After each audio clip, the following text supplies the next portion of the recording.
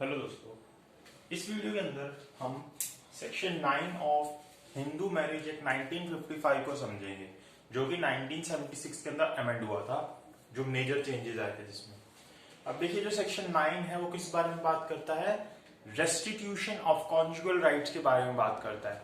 Conjugal rights कौन से rights होते हैं? जो मैरिज से रिलेटेड राइट होते हैं, तो उनके रेस्टिट्यूशन के बारे में बात करता है, उनको वापस दिलाने के बारे में बात करता है कि अगर किसी के जो कॉन्जुगल राइट्स हैं जो उसको मैरिज के बाद मिलते हैं, वो अगर उससे छीन लिए जाते हैं उसके स्पाउस के द्वारा, तो उसको वापस लेने के लिए ये जो एप्लीकेशन है कोर्ट के अंदर फाइल की जाती है कि मुझे मेरे कॉन्जुगल राइट्स जो है वो वापस दिलाए जाएं।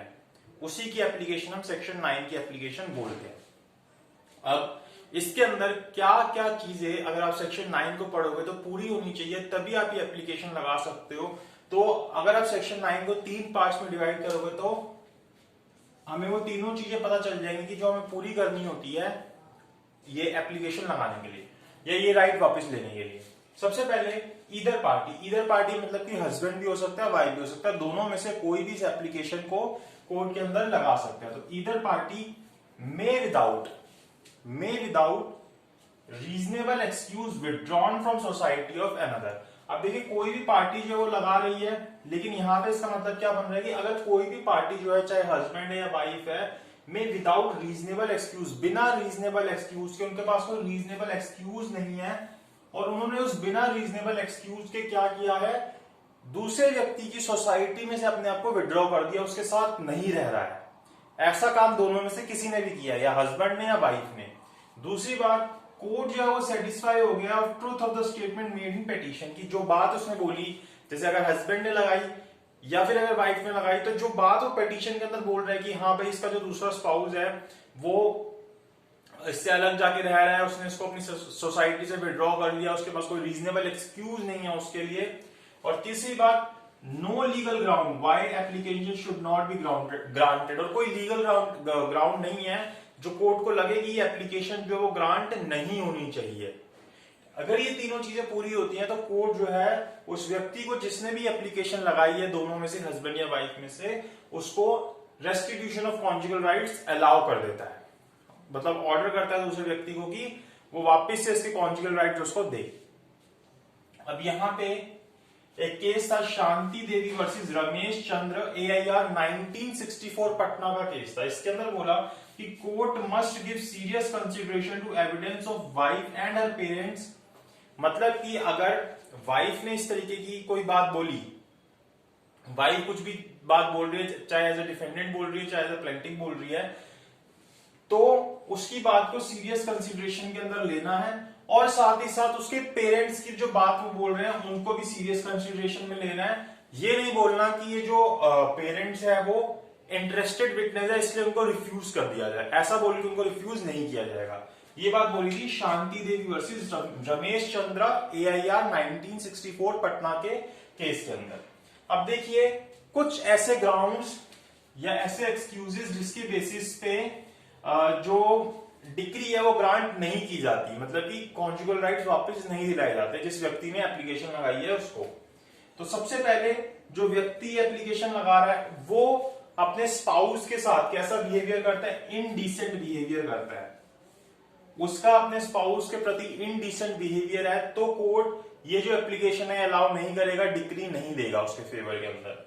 दूसरी बात कि उस व्यक्ति ने एक्सेसिव ड्रिंकिंग करना स्टार्ट कर दिया और उसकी वजह से उसकी फैमिली के ऊपर या उस दूसरे स्पाउस के ऊपर गलत इंपैक्ट आ रहा हो, गलत इफेक्ट आ रहा हो, तब भी कोर्ट जो है अलाउ नहीं करेगा एक्सेसिव ड्रिंकिंग के कारण।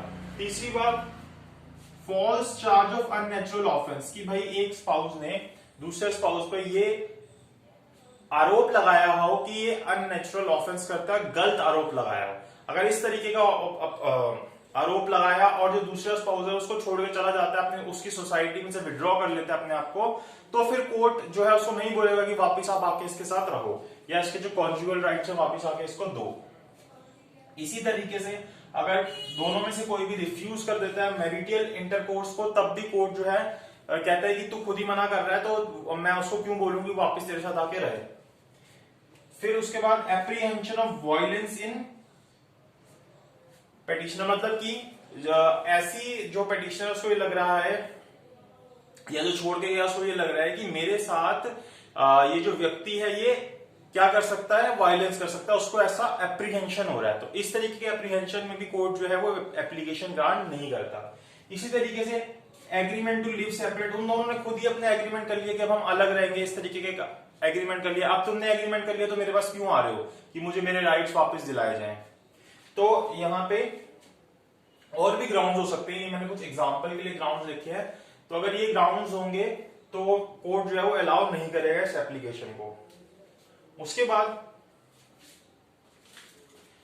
क्या सेक्शन 9 जो है हिंदू मैरिज एक्ट का वो वायलेट करता है आर्टिकल 21 ऑफ इंडियन कॉन्स्टिट्यूशन।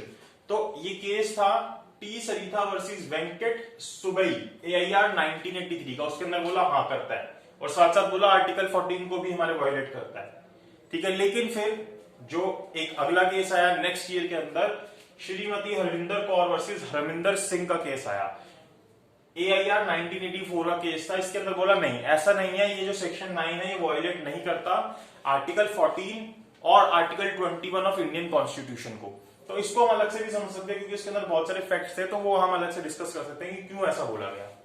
उसके बाद अगर ये जो एप्लीकेशन है या डिक्री है दी जाती है तो उसके इफेक्ट क्या होते हैं। Obligatory for respondent to resume cohabitation, अब जो रिस्पोंडेंट है मतलब जो अपोजिट पार्टी थी जिसके अगेंस्ट वो एप्लीकेशन आई थी उसके लिए ऑब्लिगेटरी हो जाता है, मतलब उसकी ड्यूटी बन जाती है कि कोर्ट ने बोल दिया तो अब उसको वापस कोहैबिटेशन करनी है, उस व्यक्ति के साथ जाके वापस रहना है। और अगर कोर्ट ने इस तरीके की डिक्री दी कि भाई आप जाके वापस रहो और विद इन 1 ईयर दोनों में से कोई भी ऐसा नहीं करता, मतलब जो व्यक्ति जिसको डिक्री दी गई थी वो ऐसा नहीं करता, तो दोनों में से कोई भी पार्टी क्या कर सकती है, डिवोर्स पिटीशन लगा सकती है और एंटाइटल्ड होंगे वो किस चीज के लिए, डिवोर्स के लिए, क्योंकि एक ग्राउंड बन जाएगा डिवोर्स का। जब सेक्शन 13 पढ़ते हैं वहां बताया गया। तो ये होता है क्या, रेस्टिट्यूशन ऑफ कॉन्जुगल राइट्स, की आपका जो स्पाउस है, जो व्यक्ति का स्पाउस है वो उसके साथ नहीं रह रहा, उसने अपने आप को उसकी सोसाइटी से विड्रॉ कर लिया, उसके साथ नहीं रह रहा, तो वो व्यक्ति कोर्ट के पास जाता है, बोलता है कि मेरा जो स्पाउस है वो मेरे साथ नहीं रह रहा, आप उसको बोलिए कि वो मेरे साथ रहे।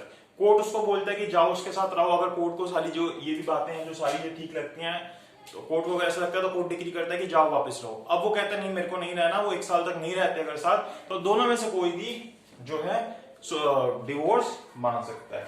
तो सेक्शन 9 के अंदर इतना ही बताया गया है।